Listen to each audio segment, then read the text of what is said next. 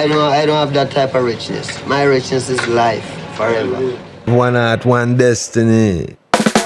If the musical maestro had been alive, he would have been just a week over 79 years old. Now that his much-awaited biopic Bob Marley, One Love, has finally hit the theatres. His movie captures an intriguing chapter of his life while focusing on other aspects that made him the legendary artist that he was. However, his lifelong journey to spread peace and love came to an abrupt end following his untimely death when Bob Marley was only 36 years old. What ended this reggae star's life at such a young age? And could he have survived a few more years if he dealt with the issues any differently? In this video, we will look to bring you the answers as we explore every detail of his unfortunate demise. Before we go into our explanation, we have a very small request. If you like our content, please support us by subscribing to our channel. This is a small click for you, but for us, it means a lot. Thank you. Let's begin. You know? Is that the way you'd see yourself? Yeah, I see myself as a revolutionary.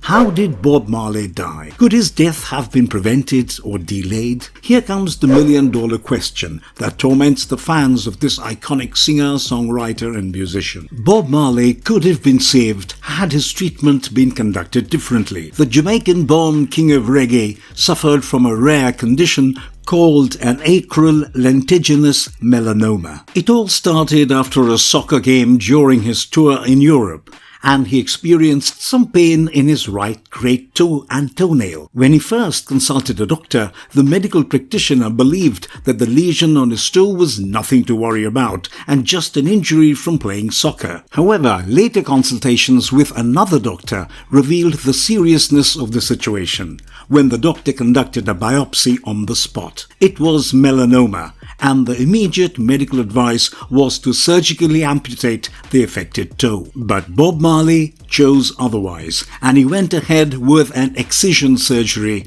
which only removed the nail and surrounding tissue. It is believed that Marley neglected his condition in the initial stages and largely underestimated the potential threat posed by melanoma. After the excision surgery, he did not continue any further treatment, and he was fine for a couple of years before collapsing suddenly while he was in New York City in 1980. When he was rushed to the hospital, tests concluded that the melanoma had spread to his brains, lungs, and other vital organs. Even at this point, he refused the treatment plan that was advised by the doctors, and he sought out alternative treatment methods in Germany, such as ozone injections, exercise, and vitamins. Of course, these weren't enough to deter the disease, and his condition steadily worsened. Bob Marley tried to return to Jamaica, probably after realizing that his time was ticking fast, but unfortunately he perished midway before reaching his beloved homeland. His chartered flight had to make an emergency landing in Miami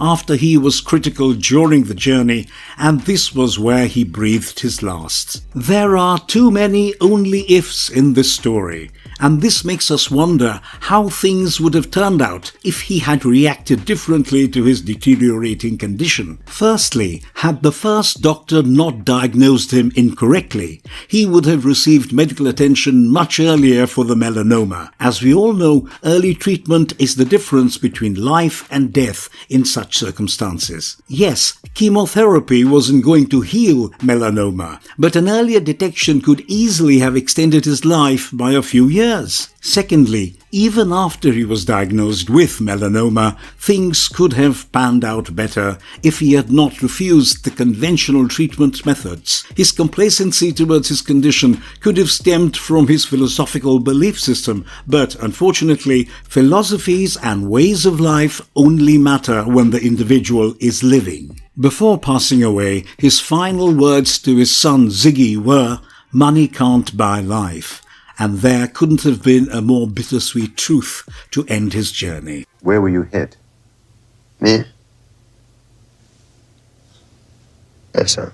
Did an assassination attempt almost take his life before the acral melanoma did? Bob Marley was never directly involved in conventional politics, but even without being a political figure, his views were often too direct and under the limelight. This is probably what instigated an assassination attempt on him when he was believed to be sympathetic to the current government in Jamaica. He was due to be the headline at the Smile Jamaica concert, an effort by the current government to promote national unity. The country was going through a period of political turmoil and unrest, and Bob Marley's words of peace and love, along with his soulful music, could have been just what the people needed. However, there were opposing groups involved in the play as well. Those who were against an united front in favor of the then Prime Minister Manley tried to get rid of Bob Marley, who could be a key figure in mobilizing the masses in his favor. On the 3rd of December 1976, armed gunmen stormed into his house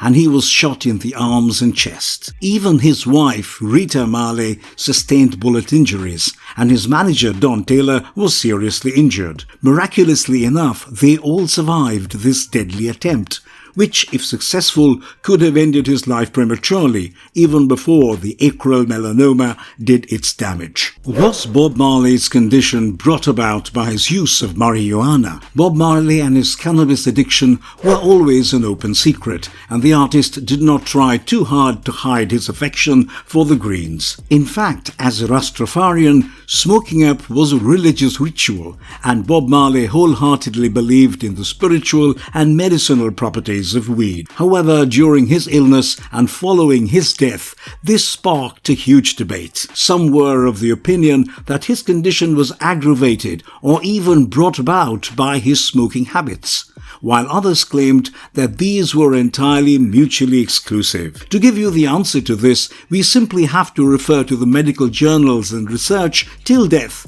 because there cannot be any definite easy solution to the debate. Smoking weed has certain harmful effects on the human body that cannot be ignored, and many years of smoking can end up causing some serious damage. However, Bob Marley's condition had nothing to do with smoking weed or its harmful effects. Till date, there have been no research papers to suggest that smoking has any connection with acral melanoma. Generally, acral melanoma is associated with injuries from some kind of mechanical stress, pressure or trauma. It is also related to the genetics of an individual, and contrary to popular belief, acral melanoma is not caused from excessive sun exposure. We will never really know why he developed melanoma from an injury at such a young age. But that is how things unfolded and ended up snatching this artistic genius from us. In fact, cancer patients are often given cannabis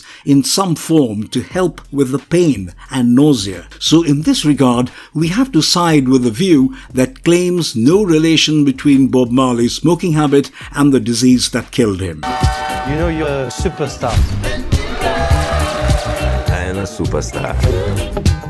Marvelous verdict. A talent too special, gone too soon. A talent like Bob Marley comes along once in a generation, and to think what he could have achieved with a longer life makes his death even more tragic. The recently released, well-documented biopic might be a great way to revisit his legacy one more time, and it will certainly be worth experiencing in the theatres. Do let us know in the comments below about your thoughts on this iconic musician, and also tell us what you think of the way he passed away so early. And if you liked our content, don't forget to leave a like and subscribe to us if you haven't already.